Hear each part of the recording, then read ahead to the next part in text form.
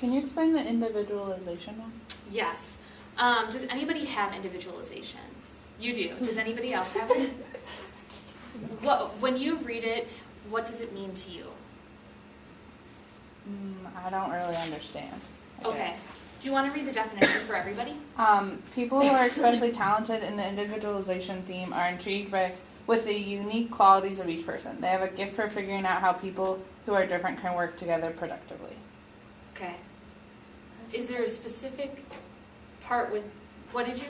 Well, I was just going to say, I think that fits for you. Like, how does that fit? Explain to her how that fits. This is good. Go ahead. Okay, you're already talking about the dancers and how, like, you see people on the outside, so you see what they need individually and how that makes them different. And so if you work to how you can connect to that person without changing how that person is. And I think especially with, like, Hope O, you can connect with all different people. Like, you know, okay, I go to these people and I have a talk and this is what we can talk about, but then I go to these people and, like, we can be all like, wow, or whatever. Like, you know what I mean? Like, so I think that you know where to go for different things in different groups and how to build on their strengths and not try to change them. That's very well said. Very well said. Does anybody have consistency? I think there's one person on your team that does, but I could be wrong about that. Not that you see. I don't think so. A lot of times people with individualization may clash with consistency. People with consistency believe very much in fairness. Everybody has to be treated exactly the same. Mm-hmm. All rules must apply to everybody. When you hear that, what do you think? I think it's kind of true. Okay. Okay, what if someone were to come in with a special request that you really identified with, that you were like, oh yeah, that's a good point, you're a little bit different than this group over here? What do you mean? So like,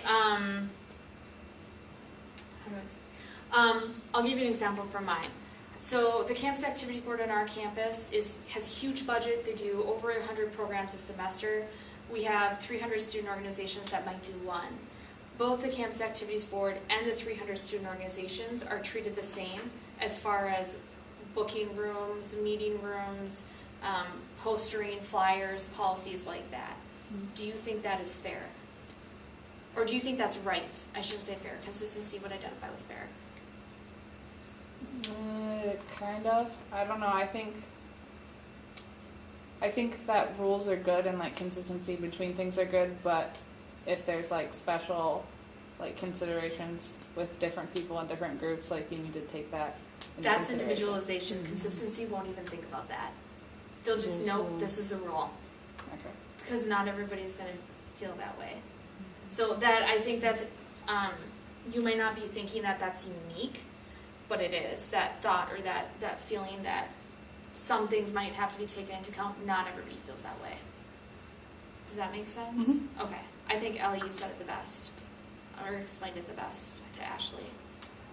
That's perfect. Any other questions? And it doesn't have to be about your top 5. It can be about any of them.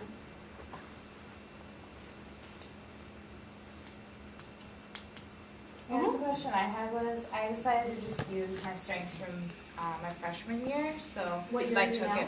I'm a 4th year. Okay. So I'm just wondering how often people's change. Here's the thing about the 34.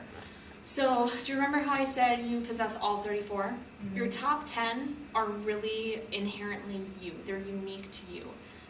They only give you your top 5 because studies show people won't remember more than 5. So, your top 10 can shift, and you'll only see that within your new results. Mm-hmm. I retook mine. They say that you should retake it after a major life occurrence, such as a birth, if you give birth, if you have a child, if you adopt, a death in the family, marriage, going on to grad school or a new profession. Any of those things, and there are multiple other things. I took mine my 2nd year of grad school, and then I took mine in July. And it was literally the same except for one. My restorative went to an achiever, and my achiever was number 6 previously. So what I would say to you, my guess is you had a lot of development within those 4 years and a lot of changes. I would wait until after you graduate to take it again just to see what it's like. One thing that Gallup says is that if you're age 15 to 20, your top 15 are very fluid, I should say. So they're going to switch around a lot until you start to really develop and find out who you are. Once you hit that 20, 21, sometimes a little bit later, depends on the person, to about 28, you've really narrowed down to your top 10. When you get into your 60s, you usually just use your top 3. So, I mean, that's what studies have shown them. They haven't done enough of projection for that long, but it's very, very interesting. I would retake it again to definitely see how it's changed. Do you feel they've changed? I think maybe they have, yeah. Okay. A little bit, at least. And is there something specific that, is there one that you think that you... I think I've become a lot more people-oriented than I did when I first came into Wartburg. I was very much an introvert, and I'm still an introvert, but I've shifted more towards the extrovert side. And so, kind of that, and I mean, a lot of these I do feel I still have to, but I think maybe one or two of them have changed. Do you know, are a majority of yours in the executing and strategic thinking domains? I think so, yeah. What are they? Belief, discipline, responsibility, maximizer, and intellection. Okay.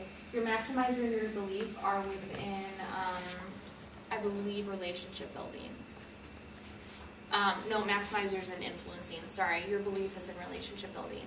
So here's my thing. I'm a very outgoing individual. My friends thought I would be a woo. They were like, well, you're that kind of a person. I hate going into rooms and meeting a whole bunch of people, just so you know.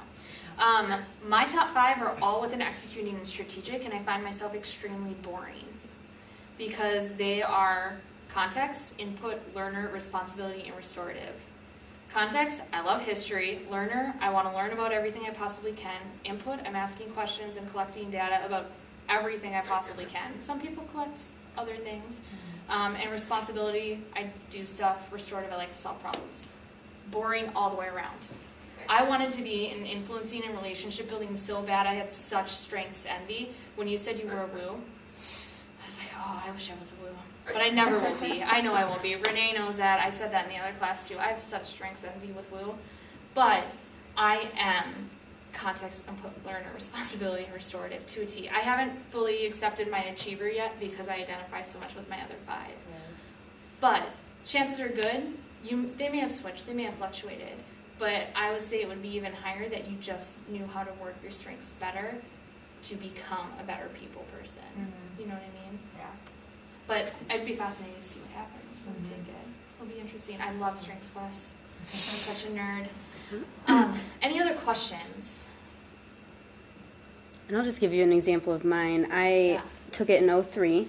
I was a junior in college. All but one have changed, and the one that stayed, actually 2, sorry, I had empathy and harmony. I've taken this 3 times. Empathy and harmony have never disappeared. They have flip-flopped, I can't tell you the numbers off the top of my head, somewhere within the 5.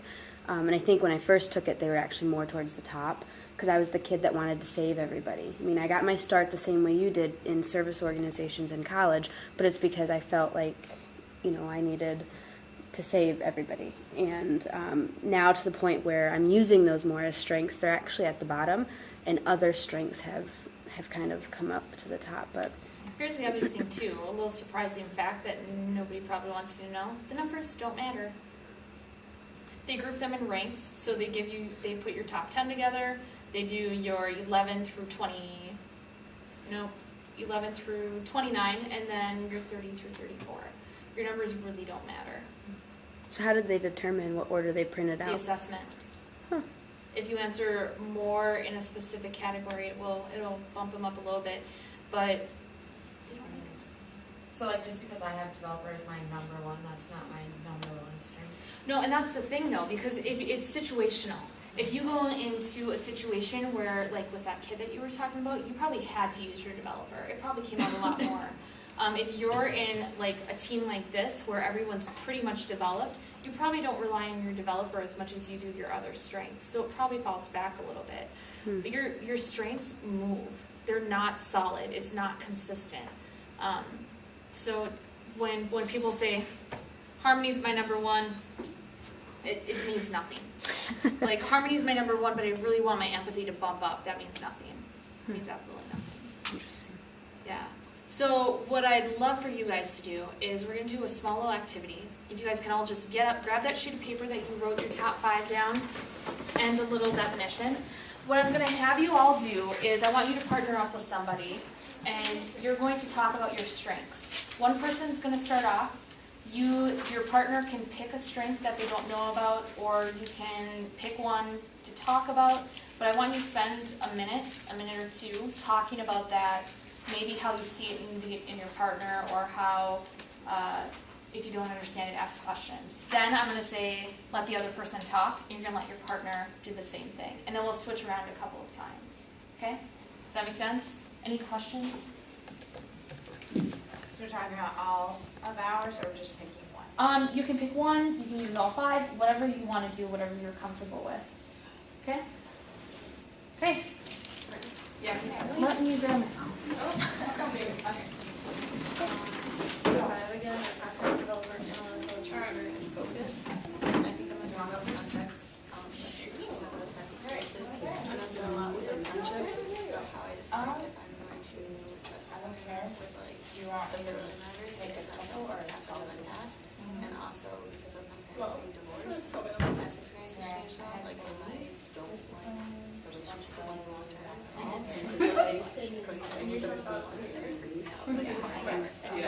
So belief, I don't know, so I all that can past definitely experience is definitely like core values. even though it's not necessarily my past experience, but it's stuff that's in my family, and it's the same thing, we're really freaked out, just my history, like, responsibility, all of it.